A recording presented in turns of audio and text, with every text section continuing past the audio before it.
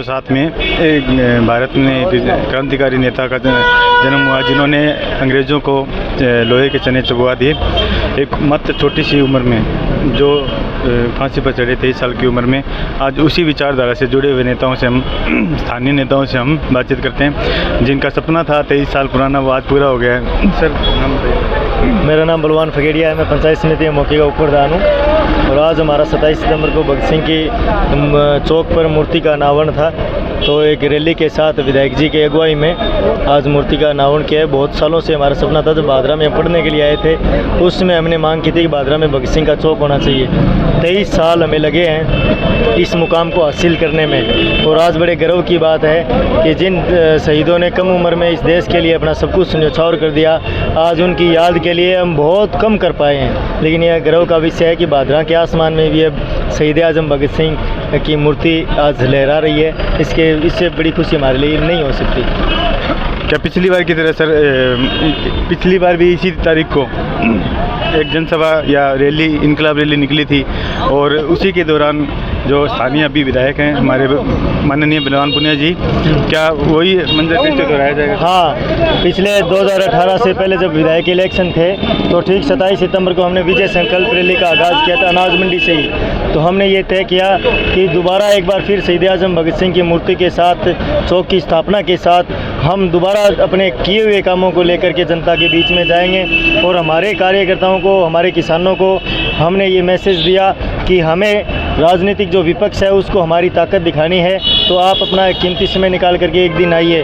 और मैं भाई साहब कहना चाहूँगा कि जिस दिन आज हम भादरा में खड़े हैं, इतना काम का समय है किसानी के लिए कि मज़दूर नहीं मिल रहे 800 रुपये में, 1000 रुपये में, लेकिन फिर भी आज जो जन सैलाब भादरा की धरती पर उतरा है, ये निश्चित तौर से कहीं ना कहीं ये साबित करता है कि भादरा की जनता काम को पसंद करती है, विकास को पसंद करती है। क्या इसी रैली के साथ चुनावी संकनाद हो चुका है सर? बिल्कुल, हम तो पूरे 12 मासी चुनावी मोड में ही रहे हैं, लेकिन हमने चुनावी आगाज़ शुरू कर दिया है। जो छोटी छोटी रैलियाँ कर रहे थे, हमने एक साथ ही सारा प्रोग्राम करके आज अपनी जनता के बीच में मैसेज दे दिया है कि भादरा ने 2018 में भी इतिहास बदला था, अब की बार फिर इतिहास को रिपीट करने जा रही है। पहली बार भादरा से दोबारा एमएलए जीत करके जाएगा, वो होगा जनता का सबसे लोकप्रिय विधायक कॉमरेड बलवान पुनिया। तो सर के विचार हमने सुने। सर लास्ट अंत में आप कोई भगत सिंह के विचार जो हमारे व्यूअर्स को देना चाह रहे हो? भगत सिंह की सबसे बड़ी बात तो यही थी कि खुद के कंधों पर ही वजन उठाना चाहिए, दूसरों के कंधों पर तो जनाजे ही उठते हैं, इसलिए ये सबसे बड़ा मैसेज था। और इसके बाद शहीद आजम भगत सिंह का वो मैसेज कि देश के अंदर आम आदमी की बात खुद को संगठित होकर के करनी पड़ेगी, खुद को संगठित होकर के जो साम्राज्यवादी ताकतें हैं उनके खिलाफ उनको खड़ा होना पड़ेगा। और वही हम रिवाज आज बनते जाने के भादरा के अंदर जो राजनीति का डर्रा था, जिसमें जो बिचौलिए थे, जो जनता से बीच में नेताओं को मिलाने का काम करते थे या और भी काम करते थे, वो सारा सिस्टम ख़त्म करके आम आदमी के बीच में और विधायक के बीच में दूरी को ख़त्म कर दिया। हम ये कह सकते हैं कि शहीद आजम भगत सिंह ने जो सपना देखा था शिक्षा का, स्वास्थ्य का, रोजगार का, वो चीज़ों के लिए हम पूरे हिंदुस्तान में संघर्ष करने जा रहे हैं। हमारा चुना हुआ जनप्रतिनिधि विधानसभा में बोलेगा, निश्चित तौर से हमने शिक्षा की व्यवस्था अच्छी की है, चिकित्सा की व्यवस्था अच्छी की है। अब हमारी रोजगार के लिए और पानी के लिए लड़ाई बाकी है, वो जोरदार तरीके से लड़ाई लड़ेंगे और मेरे नौजवानों को हम खुशखबरी देना चाहेंगे। पिछली बार सर आपके साथ युवा शक्ति थी, क्या आपकी बार भी युवा शक्ति आपके साथ? पहले से डबल है जी, दुगनी युवा शक्ति के बारे में बता रहे हैं। अभी एक आंकड़ा है कि महिलाओं के वोट, महिलाओं की जो पूरे भारत में जो आंकड़ा है कि महिलाओं के वोट ज़्यादा हुए, क्या महिलाओं के वोट की तरफ भी आपका रुझान होगा?